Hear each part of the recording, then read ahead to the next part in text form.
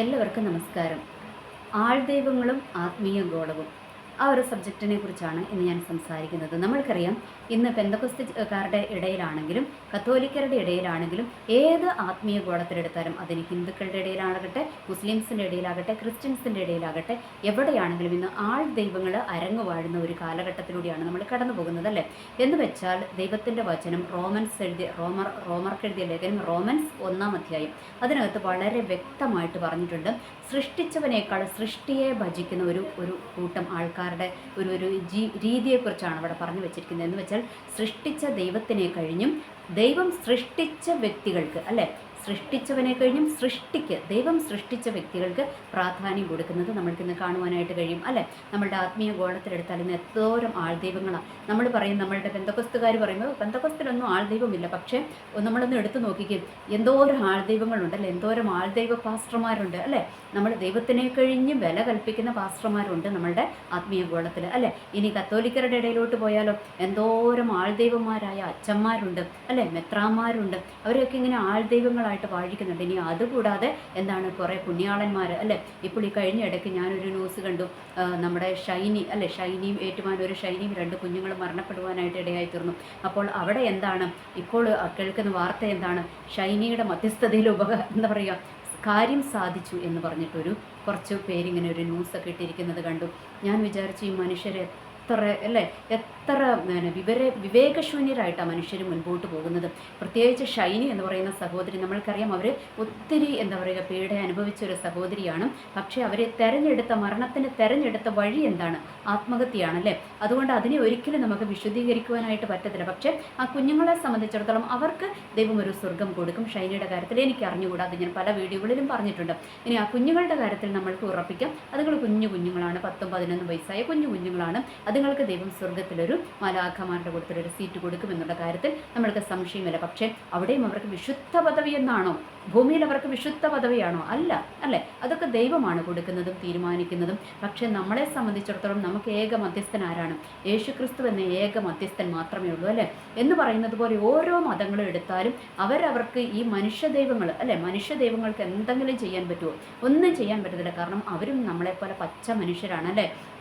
അവർക്കും ജലദോഷം വരും, പനി വരും, ഹോസ്പിറ്റലുകളിൽ പോകും, ഇതെല്ലാം ചെയ്യും. ഇതൊന്നും ചെയ്യാത്ത ആരെങ്കിലും ഉണ്ടോ? പിന്നെ അവരൊക്കെ എങ്ങനെയാണ് മനുഷ്യ ദൈവങ്ങളാകുന്നത്, അല്ലേ? അവരൊന്നും ദൈവങ്ങളാകുമല്ല ചെയ്യുന്നത്. അവരൊക്കെ സാധാരണ മനുഷ്യന്മാരാണ്. അവരുടെ ആ ഒരു നല്ല ജീവിതത്തിനും ദൈവം അവർക്ക് നിത്യതയിലെ അവർക്ക് പ്രതിഫലം കൊടുക്കത്തുള്ളൂ എന്നുള്ള കാര്യം നമ്മൾക്ക് എല്ലാവർക്കും അറിയാവുന്ന കാര്യമാണ്.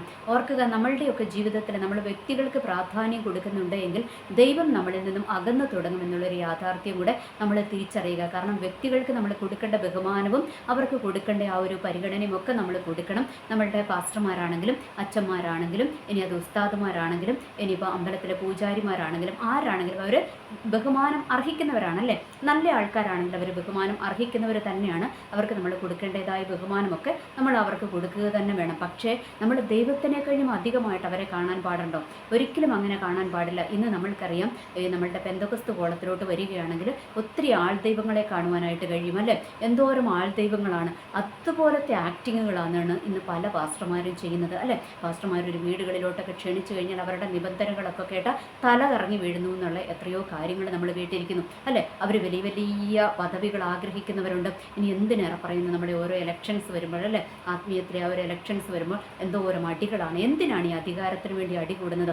ആ ഒരു റെസ്പെക്റ്റ് കിട്ടാൻ വേണ്ടിയിട്ട്, അല്ലേ? മറ്റുള്ളവരെല്ലാം എന്നെ ബഹുമാനിക്കണം, ആ ഒരു റെസ്പെക്റ്റിന് വേണ്ടിയിട്ടാണ് ഈ അടിയൊക്കെ ഇവിടെ കിടന്നുകൊണ്ട് നടക്കുന്നതെന്ന് നമ്മൾക്ക് മനസ്സിലാക്കുവാനായിട്ട് കഴിയും. ഇനി ആൾക്കാരാണെങ്കിലും അവർ അതാത് പദവികളിൽ ഇരിക്കുന്നവർക്ക് നമ്മൾ കൊടുക്കേണ്ട ബഹുമാനം നമ്മൾ കൊടുക്കണം. പക്ഷേ നമ്മൾ അവരെ ഒരു പരിധിയിൽ കവിഞ്ഞ് നമ്മൾ ഉയർത്തിപ്പിടിക്കാൻ പോയി കഴിഞ്ഞാലും അത് അവരും വീഴുവാനായിട്ട് ഇടയാകും, നമ്മളും വീണു പോകുവാനായിട്ട് ഇടയാകും എന്നുള്ളൊരു യാഥാർത്ഥ്യം നമ്മൾ മനസ്സിലാക്കിയേ മതിയാകത്തുള്ളൂ. നമ്മൾ കൊടുക്കേണ്ടവർക്ക് കൊടുക്കേണ്ട ബഹുമാനങ്ങൾ കൊടുക്കുക, ഇരുത്തേണ്ടടുത്ത് അവരെ നമ്മൾ ഇരുത്തുക.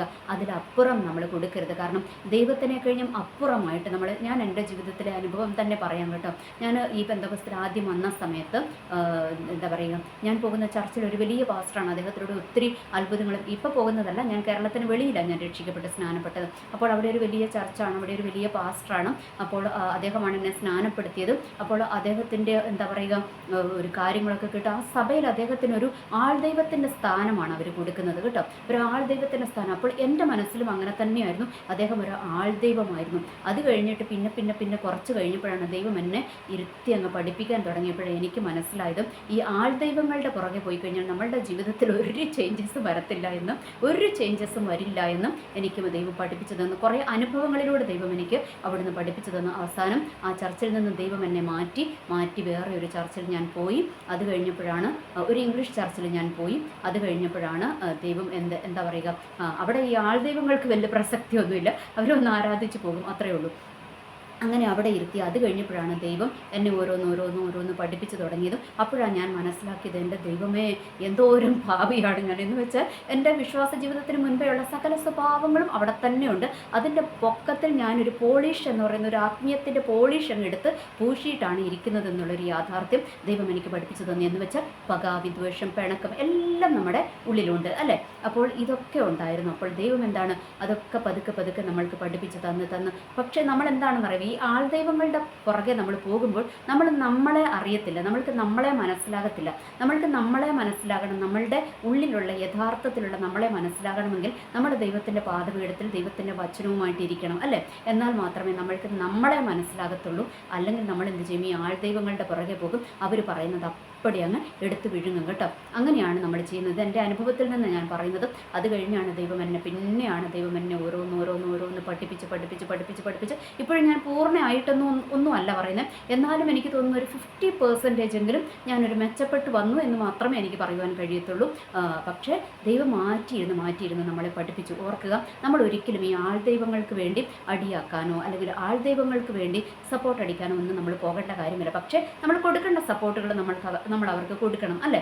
ഇപ്പം നമ്മളുടെ പാസ്റ്ററാണെങ്കിലും നമ്മുടെ പള്ളിയിലെ അച്ഛനാണെങ്കിലും നമ്മുടെ പള്ളിയിലെ മെത്രാനാണെങ്കിലും ആരാണെങ്കിലും, ഇനിയിപ്പം ഉസ്താദാണെങ്കിലും അമ്പലത്തിലെ പൂജാരിയാണെങ്കിലും അവർക്ക് നന്മയ്ക്ക് വേണ്ടുന്ന എന്താ പറയുക സപ്പോർട്ടുകളൊക്കെ നമ്മൾ കൊടുക്കണം. പക്ഷേ അതൊരിക്കലും നമ്മളുടെ ദൈവത്തിനെ കഴിഞ്ഞ് മുകളിലാകരുത് അല്ലേ. നമ്മളുടെ ദൈവത്തെ വിട്ടിട്ടോ ദൈവത്തിൻ്റെ വചനം വിട്ടിട്ടോ ഉള്ള സപ്പോർട്ടല്ല നമ്മൾ അവർക്ക് കൊടുക്കേണ്ടത്. നമ്മൾ കൊടുക്കേണ്ട സപ്പോർട്ട് മാത്രം നന്മയ്ക്കായിട്ടുള്ള സപ്പോർട്ട് മാത്രം നമ്മൾ കൊടുക്കുക.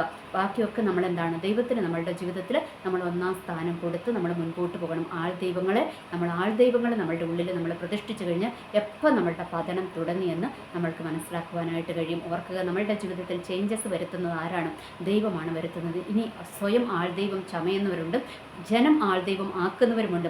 ചില പാസ്റ്റർമാരെയും അല്ലെങ്കിൽ ചില അച്ഛന്മാരെയും ഒക്കെ വെച്ചാൽ അവർ ഹമ്പിളാണ്, അവർ എന്താ പറയുക, അവർ നല്ല ഹമ്പിളായിട്ട് ജീവിക്കുന്നവരാണ്. പക്ഷേ ജനം ഒത്തിരി അവരെ അങ്ങ് പൊക്കിപ്പിടിച്ച് അവരെ ഒരു ആൾദൈവമാക്കുകയാണ്. അതാണ് ഞാൻ പറഞ്ഞത്, ജനം ആക്കുന്ന ആൾദൈവം. പിന്നെ മറുഭാഗത്ത് എന്താണ്, ഇവർ സ്വയം ആൾദൈവങ്ങളാകും അല്ലേ.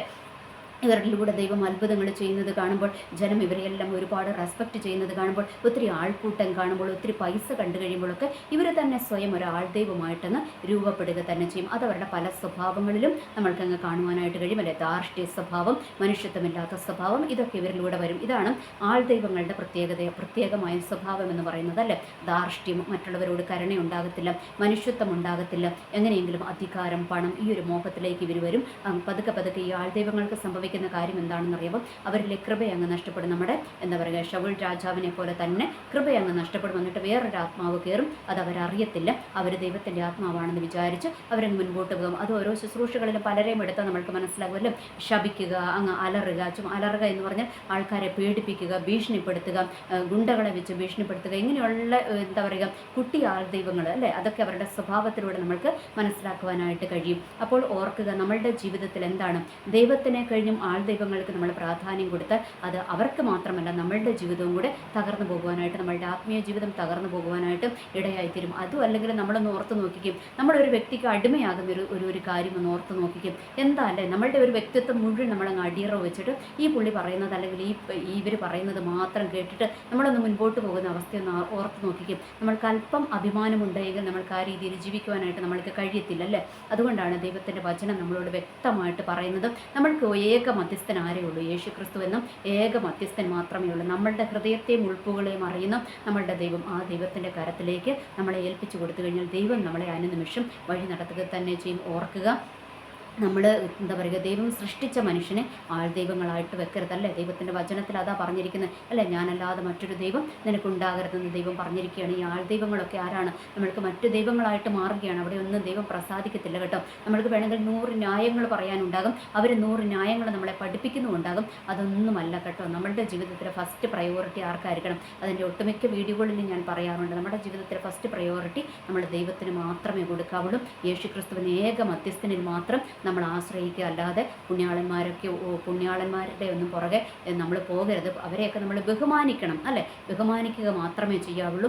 അവരിലൂടെ ഒരു മധ്യസ്ഥവും നടക്കത്തില്ല എന്നുള്ളൊരു യാഥാർത്ഥ്യം കൂടെ നമ്മൾ തിരിച്ചറിയുക. ഇനി ഷൈനിയും കുഞ്ഞുങ്ങളും അവർ പോയി അവരവരുടെ ജീവിതം ഈ ലോകത്തിൽ അവസാനിപ്പിച്ച് അവർ കടന്നു പോയിരിക്കുകയാണ്. ബാക്കി ഇനി അവരുടെ ഒരു എന്താ പറയുക, ബാക്കിയുള്ള അവരുടെ ഇനി കാര്യങ്ങൾ തീരുമാനിക്കുന്നത് ദൈവമാണ്, മനുഷ്യന്മാരല്ല. അതുകൊണ്ട് ഒരിക്കലും അവരെ നമ്മളിവിടെ ആൾദൈവങ്ങളാക്കി വെക്കരുത്. ഒരിക്കലും അവരൊന്നും പ്രാർത്ഥന കേട്ട് മറുപടി തരുമെന്നുള്ള ഒരു കാര്യങ്ങളൊന്നും നമ്മൾ പറയരുത്. ഇനി എന്തെങ്കിലും സംഭവിച്ചുവെങ്കിൽ അത് യാദൃശ്ചികമായി സംഭവിച്ചതാകാം, അതല്ലെങ്കിൽ ദൈവം നിങ്ങളെ സ്നേഹിക്കുന്നതുകൊണ്ട് തന്നതാകാം. അതിന് നമ്മൾ ചുമ്മാ വ്യക്തികൾക്ക് അതിൻ്റെ ക്രെഡിറ്റ് നമ്മൾ കൊടുക്കരുത്. ആ കിട്ടിയ അനുഗ്രഹം പോലും നഷ്ടമാകുവാനുള്ള ചാൻസ് ഉണ്ട് എന്നുള്ളൊരു യാഥാർത്ഥ്യം കൂടെ നമ്മൾ തിരിച്ചറിയുക. ഇത് കത്തോലിക്കർക്ക് മാത്രമല്ല, ഇത് നമ്മൾ പെന്തക്കോസ്തുകാരും കൂടെ തിരിച്ചറിയേണ്ട കാര്യമുണ്ട്. ആൾദൈവങ്ങൾ ഒരിക്കലും നമ്മളെ ഭരിക്കുവാൻ ഇട കൊടുക്കരുത്. എനിവേ, എല്ലാവർക്കും നല്ലൊരു ദിവസം ആശംസിക്കുന്നു. നന്ദി, നമസ്കാരം.